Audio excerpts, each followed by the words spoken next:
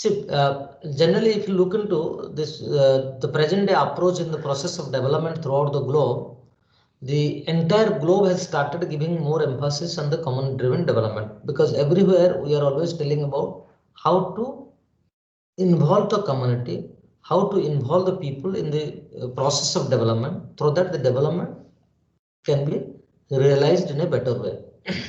The earlier approach was supply-driven development. So that means the center, the authority used to decide everything, what exactly the people need. And in a diagram, I prepared a diagram and told you already. As of my if my memory doesn't lapse, so whatever I have taught you, that I did a diagram and taught you regarding the need assessments. Is not it? Yes, sir. Okay.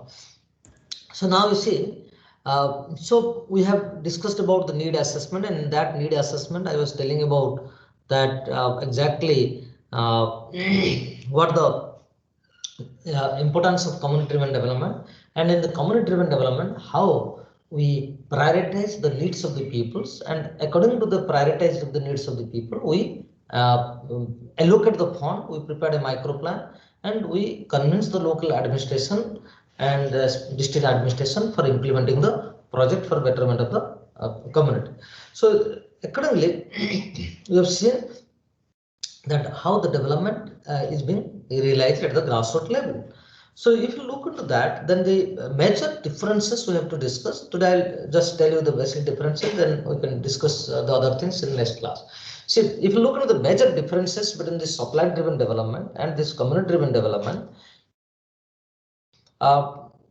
the I have told you in the last class also that when initially the government installed the tube well for drinking water at the rural area, most of the time the tube wells are not being taken care by the peoples, whether the urban and rural areas, and it wants to the devastation, because generally we have a perception that nobody's property is everybody's property is nobody's property. So means and another also generally we used to tell the sarkar ke maal darya mein dal. So means generally whenever we feel that it is the property of the government, then we never think about it's our property. We never think of taking care of the property. I have told you, generally whenever we stay in the hostel, we never bother about the electricity. Whenever we go class, we never look for that whether I have switched off light, whether I have switched off the fan or not. But whenever we are at home, even if we change the room from one room to another room, we immediately switch off the light, switch off the fan and everything, because we are paying the electricity. Okay. But here we are not paying the electricity. But only thing you see, the our education system to indulge in our mind that we all have to fight for the sustainable energy. How to protect the energy, how to sustain the energy. Rather, we are only thinking about how we can save our own individual money, individual financial condition. So that's why we always think in that line. We never think about in the sustainable way. See, if you start thinking in a sustainable way that save energy wherever you may be, by when all of a sudden your hand will go to switch off the fan and light whenever you leave the room. So, but only thing is we have not developed our mentality in such a way.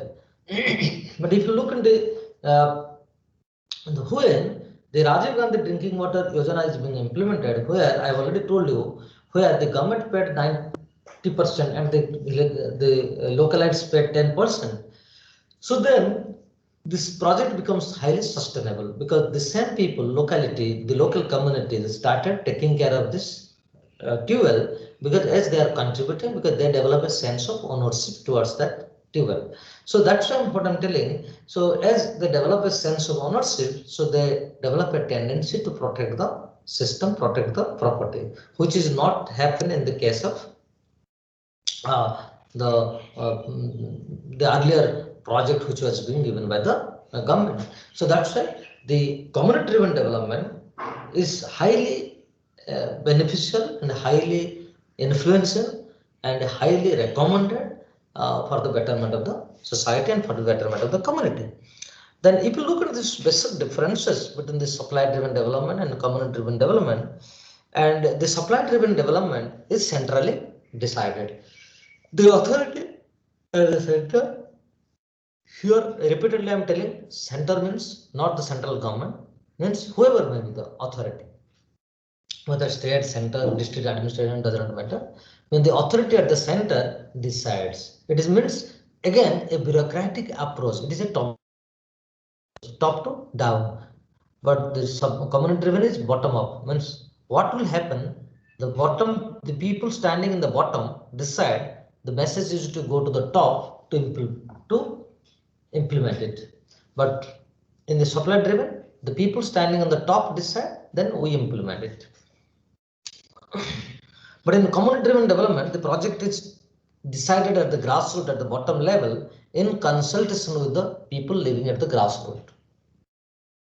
So if you look at the supply driven development, here the project is based on the availability of the resources.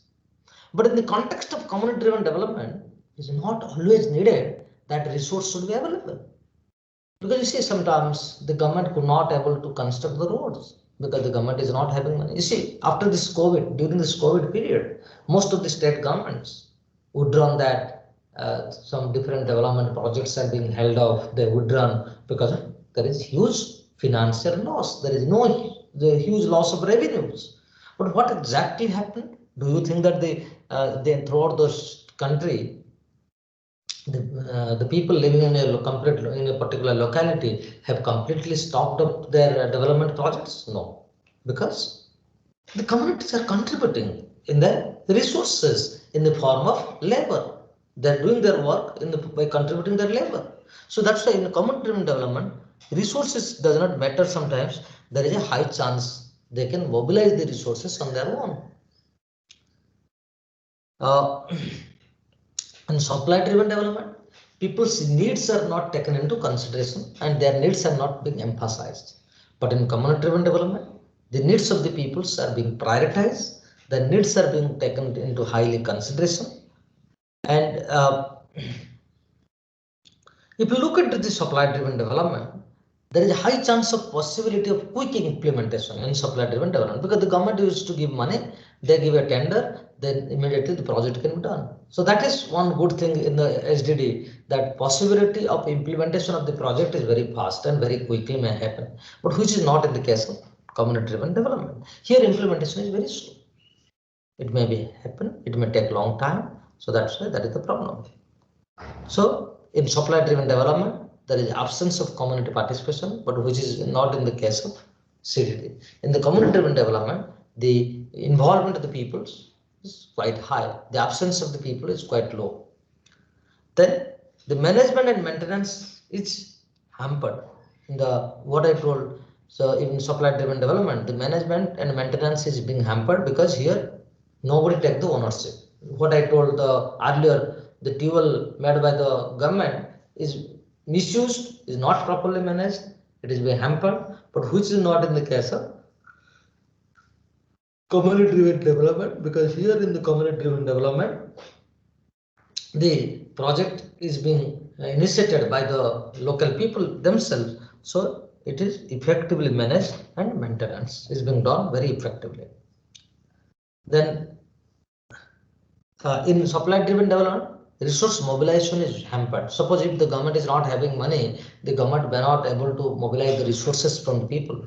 But in community-driven development, the peoples can easily mobilize the resources and they properly use the different mechanism for mobilizing the resources. Supply-driven development is not sustainable in nature, but community-driven development is sustainable in nature. See, in supply-driven development, environment is degraded because we never bother about. Yesterday we are having a discussion also on EI. We know that when the project is being implemented by the authority, by the central authority, they never much bother about the environment, but if the project is being implemented at the grassroots level, then the local community will be much more bothered about the local environment. So they will try to minimize the environmental loss while implementing the project. These are the basic differences between SDD and CDD. And so while we look for any kind of development project to be implemented, we always, what to do, we always try to take the voice of the grassroots levels. So in the next class, we'll discuss about the principle of community-driven development. Then we'll discuss about the community participation at the various levels. So we'll discuss then in the next class. So you